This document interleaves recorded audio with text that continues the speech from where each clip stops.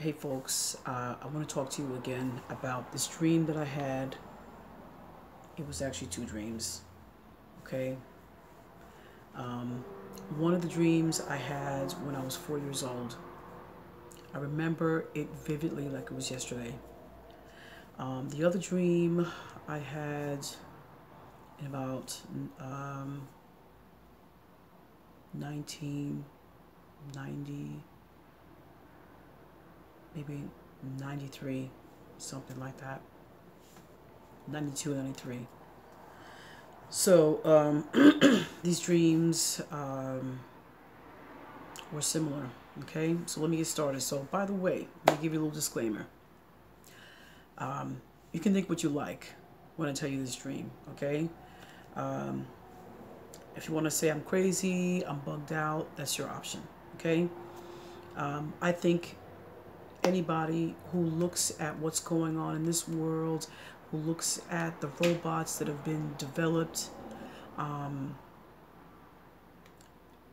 scientists are warning about, you know, catastrophe in the world because of weaponized robots, and mankind is going to space all the time now. We have a space force. If you don't look at that and see that something's wrong in this world, if you think everything is business as usual, I kind of think you might be a little bit crazy or at least sleeping. So let me tell you about the first dream. The first dream I had, I was 4 years old. This dream was very, very, very real. I dreamt that the government, the then president, made an announcement to everybody in America that they had to board spaceships and go to space. This was for everybody in America. And in the dream, I didn't want to go. I did not want to go. And I remember in the dream, my father, we didn't have a choice. People were not being given a choice. And I didn't want to go. And my father got into the spaceship. And so it was my father and my mother and myself. And I was upset with my father for getting in the spaceship. And, you know, I understood that the president said we had to get in. I understood that, you know, it was very serious, that people really didn't have a choice. But I guess maybe I wanted my father to say no at least, but he just agreed.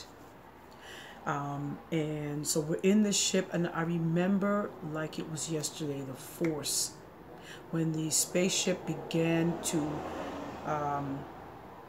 the power went on, and it was that force that you need to lift off and go.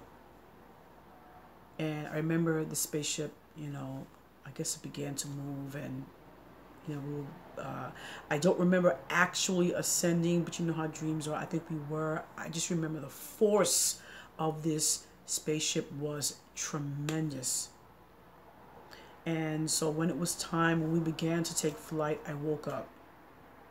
And I woke up, and it was you know, morning, but it was completely bright outside. It was daylight, and I literally, I'm 4 years old. I got up out of my bed because this dream was so disturbing. It was extremely real and disturbing. I got up and ran to the room. I forgot to tell you that there was a room in that. It was in my living room that the spaceship was. Okay. And I ran to my living room, and I looked. I could literally feel the heavy force in my living room. The force that was in my dream. That force was in my living room. It was still there. I was wide awake. It was broad daylight. I never forgot that dream.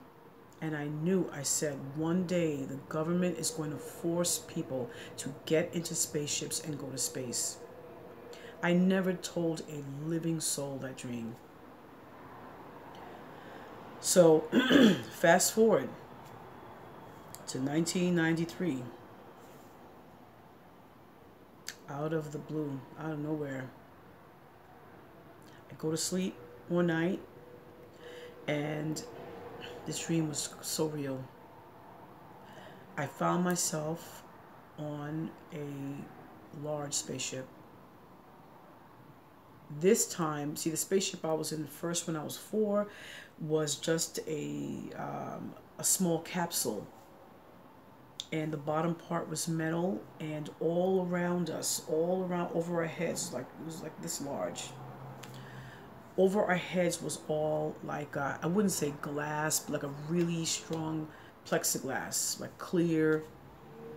Okay, something that's unbreakable. Okay, but it was clear, you could see through it. Now, this dream in 1993, I was in a full-fledged spaceship, like you see on television, when you know, people are walking around from one section to another. When you see Star Wars or Battlestar Galactica, whatever, Star Trek, I was on a real ship. So at any rate, I just found myself there, but I was there. I was there. And I knew that this was the procedure that I had to follow, and I knew that everyone followed this procedure that I'm about to tell you. So I found myself there, and I looked directly ahead of me, just like maybe, 15 feet or something, a couple yards, and there was a woman standing there at the podium. And this was like, you know, when you go to an information desk, but this didn't have anything around it. It was just like the podium right there with maybe a book or, you know, a log with information. This woman was so mean. She hadn't said a word, but I knew she was so mean. You know how you know things in dreams? She was so mean, and I knew 100% that, number one, she was nobody to be messed with. She had a lot of authority, and it wasn't, sorry for the background noise, people driving their cars with the nitrites, whatever. I forgot how you call it. Anyhow, so I knew this woman had a lot of authority, and it wasn't as if she was like a leader. She just had a lot of power, okay? She had a lot of authority, and I knew that there was literally no way to not do what she said. This lady was really terrifying. You know, we've seen cops do terrible things to people. This lady surpasses them. She didn't say a word, but I knew she was deadly. She wouldn't have physically done anything, but she would have made sure that if you disobey her, you'd be miserable. Anyway, going on, I knew I had to go to the podium and speak to her. I knew I better not get on her bad side. I went to the podium to get instructions as to where I was supposed to go. Because on this ship, I could see people. People were milling about. You know how in the movies you'll see like the hallways? I could see a hallway. The walls were really, they were just metal. There was, and it looked kind of like an amber color without being too dark. It was like a light amber color. And there were lights. The area I was with this lady at the podium was a little dim, but you could still see. And further down where the people were, it was more lighted, and people were standing around talking, kind of milling about, and they seemed like they were okay. But I knew that when I got my assignment, I had better go to whatever section on that ship they sent me to. And these people knew that they literally better not leave the section that they were sent to. And on this ship, we were not permitted to do anything, nothing, and I mean nothing. You could not go to another section. You could not. You could not engage in a task or activity without permission. This, and on this ship, the part about it too is that everyone was forced to be there.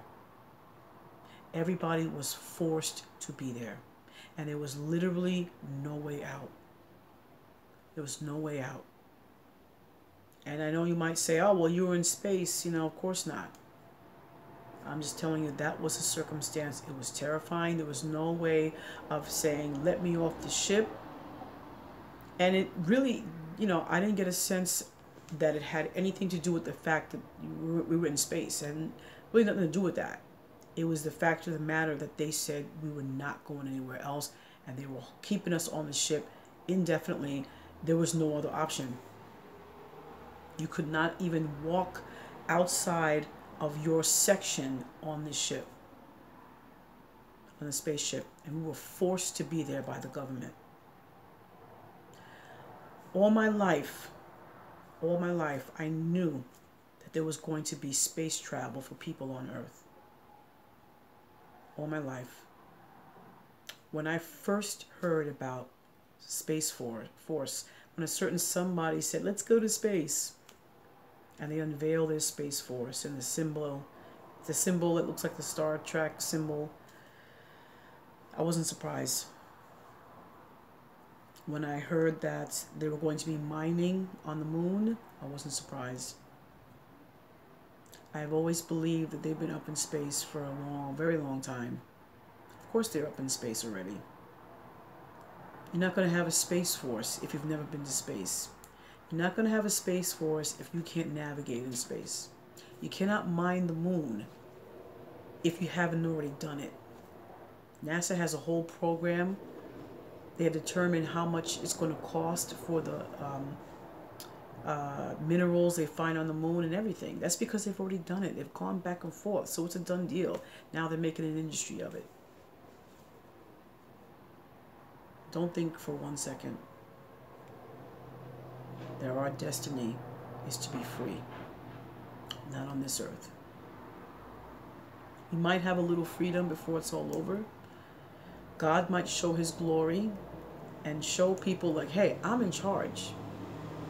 I'm going to stop this for a moment and let you see what I can do before I let the devil completely take over, as which is prophesied in his word.